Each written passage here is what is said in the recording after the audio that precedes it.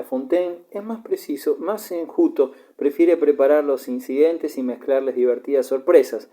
Charla familiarmente con el lector, se burla incluso con las inverosimilitudes de algunos episodios e introduce de vez en cuando una observación picante.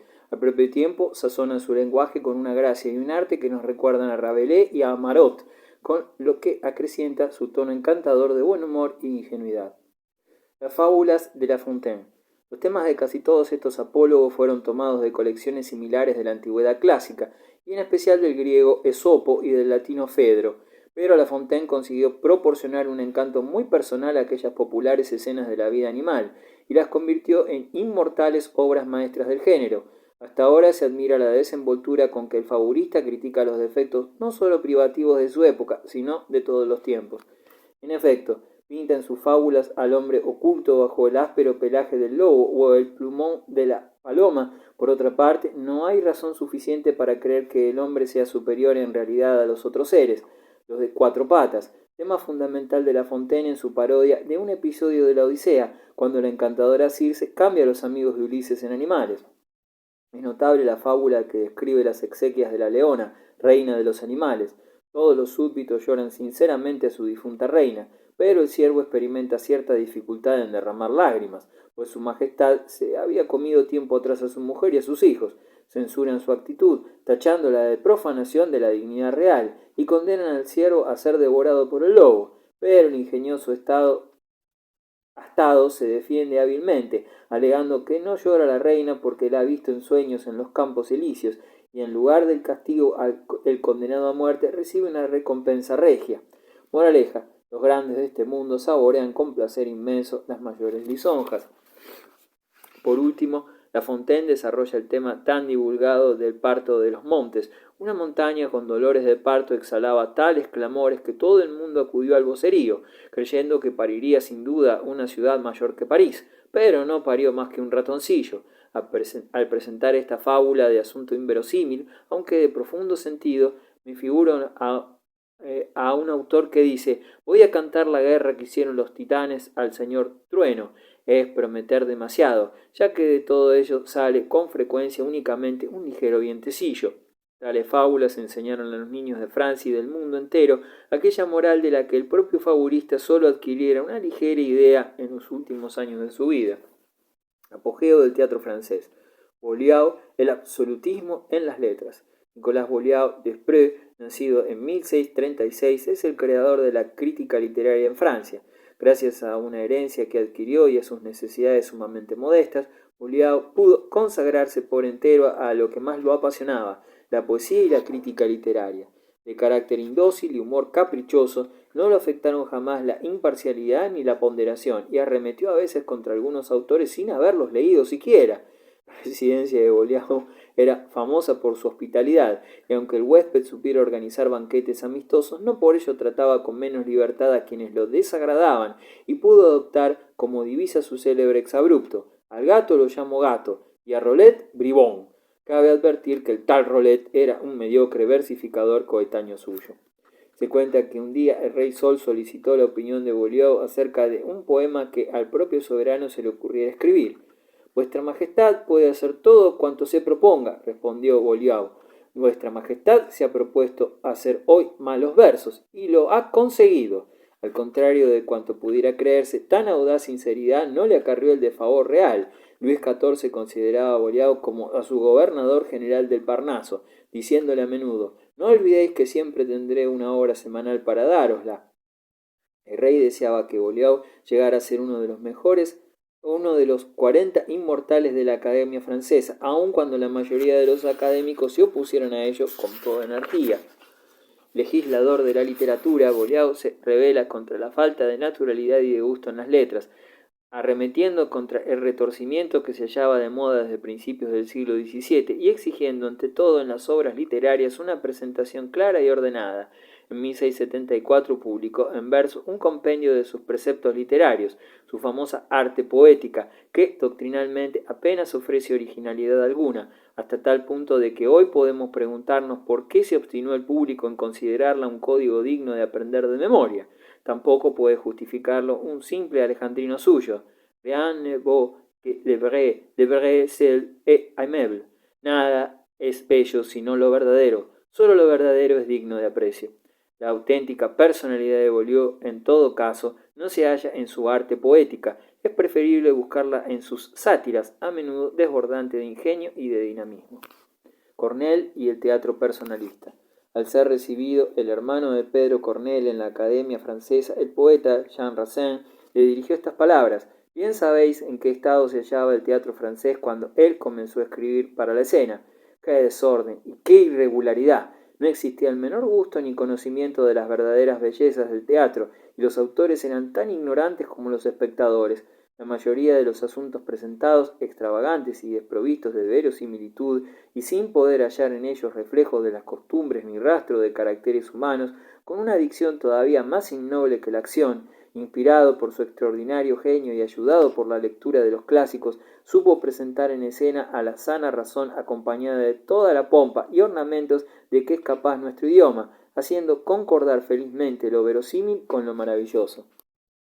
Nadie hubiera podido suponer que Pedro Corneille, funcionario hosco y taciturno, irreprochable padre de familia y modelo de economía, en suma, el perfecto retrato de un honrado mercader, fuera en lo profundo de su alma un poeta que pretendiera ser tan dueño de sí como del universo. Su genio anunció muy pronto por los rasgos sublimes de su Medea, 1635, en el famoso verso: «¿Qué os queda contra tantos enemigos?». Yo. Fue algo así como el pienso luego existo de la tragedia francesa, y anunció aquel teatro heroico que iba a fundarse como la filosofía sobre el poder de la personalidad humana. Al citar a Corneille se recuerda en primer lugar su obra más conocida, El Cid, por pura reminiscencia escolar, sin duda, aunque también porque dicha tragedia, creada en 1636, es la primera obra maestra del teatro francés. El autor, que contaba a la sazón unos 30 años, se había inspirado en los grandes dramaturgos españoles, entre ellos Lope de Vega, y aunque el asunto está tomado del drama español, Las mocedades del Cid, de Guillén de Castro, la obra es típicamente francesa y la acción está reducida a la crisis psicológica que en ella se desarrolla. El Cid es la primera tragedia francesa que presenta en escena personajes vivos y no simples intérpretes de un papel. Tales individuos dejan de ser meros juguetes de un destino exterior a ellos. El drama se desarrolla también en ellos mismos. Sus peores enemigos son sus propias pasiones, y su más rudo combate no se entabla en otro campo de batalla que aquel en que se les obliga a escoger entre la pasión y el deber. Una elección que les impone, por otra parte, su anhelo de reinar sobre los demás y en sí mismos. Era precisamente esta pasión de mandar la que impedía a Corneille introducir la verdadera angustia o la indecisión shakespeariana en sus dramas. Los personajes de Corneille, dice Saint-Beuve, son grandes, generosos, valientes, fuera de lo corriente, de pensamientos elevados y nobles de corazón, empapados la mayoría de ellos en una disciplina austera, fluyen siempre en sus labios sentencias a las que acomodan su vida, y como jamás se apartan de ellas, no tienen dificultad en comprenderlas. Basta una ojeada, lo que es precisamente lo contrario de los personajes de Shakespeare y de los caracteres humanos en esta vida. La moralidad de sus héroes es irreprochable. Como padres, como amantes, como amigos o enemigos, se les admira y se les honra. En los pasajes patéticos hay acentos sublimes que hacen llorar y arrebatan. Carácter de los dramas de Corneille. En Rodoguna, esta ambición de mando adopta la forma de una furia de dominio, como si el autor, superándose a sí mismo, intentara trazar una imagen del poder puro. Muy distinto es este Corneille del que ha sido simplificado por los pedagogos. A tal propósito observa con acierto Roberto Brasiliach: rechazado por la comunidad brillante en la que pretendía ingresar, desdeñado por la única mujer a quien amara, rechazado incluso, ironía suprema, por los círculos literarios, Pedro Corneille encontró en su propia mitología personal al héroe tan dueño de sí mismo como del universo, y entonces, para vengarse de todo, saboreaba con deleite sus rasgos. Que nos parezca unas veces seco y otras monótono no puede evitarse, pero es preciso comprender plenamente esa sombra húmeda que proyecta sobre un cristal, una frente que se apoya en él, unos dedos que repiquetean suavemente, una mirada a la calle provinciana y el triste acompañamiento de 3 años de soledad y de pesadumbre. Corneille falleció el 30 de septiembre de 1684 en su propiedad parisina de Argenteuil.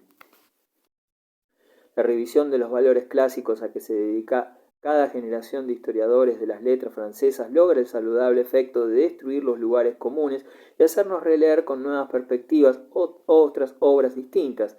El cine, Horacio y Policete nos permite descubrir en las comedias de Corneille, El mentiroso, por ejemplo, y sobre todo en las obras de sus comienzos, cierto sabor inesperado y divertidos retratos de costumbres parisiennes. Nos hace saborear en producciones poco conocidas como Surena la belleza de una conmovedora lengua poética. Así cuando Surena declara: no poseo más que este día, este momento de vida, perdonad al amor que os lo sacrifique y aceptar que con un suspiro exhale a vuestros pies como satisfacción postrera un alma vuestra por entero. Eurici replica a su vez: y la mía, señor, la juzgáis tan fuerte que no teméis que este instante se la lleve, que ese mismo suspiro que pondrá fin a vuestros días corte también el deplorable curso de los míos. Vivid, señor, para que yo languidezca y que a vuestros ojos os haga justicia largo tiempo mi dolor. La muerte a vuestra presencia me parecería demasiado dulce y aún no he sufrido bastante por vos. Prefiero que una triste aflicción me consuma lentamente para paladear en sorbos prolongados mi amargura. Prefiero, sin que la muerte se atreva a aliviarme, siempre amar, siempre sufrir, siempre morir. ¿Perdonáis la confesión de una debilidad a esta dolorosa y fatal ternura? ¿Podráis, Señor, decidiros a aliviar tan angustiosa desgracia con una efímera dicha? Molière, un aprendizaje duro. Su verdadero nombre era Jean-Baptiste Poquelin y adoptó el de Molière. Nació en París en 1622. Era hijo de un rico comerciante en paños, proveedor de la corte, y fue educado con idea de que heredara el lucrativo negocio paterno. Pero, como el muchacho mostrara escaso interés por aquella profesión, su padre le permitió estudiar, a fin de que llegara a ser un notable funcionario algún día. Con todo, recibió una segunda desilusión, y aquel respetable mercader debió temblar al enterarse de la vocación teatral que se había despertado en su hijo. En Francia, en aquella época, la profesión de actor estaba pésimamente considerada. Era aún muy reciente una ordenanza de Luis XIV por la que se prohibía calificar de infame dicha profesión. Los comienzos de su carrera solo produjeron disgustos al joven Juan Bautista.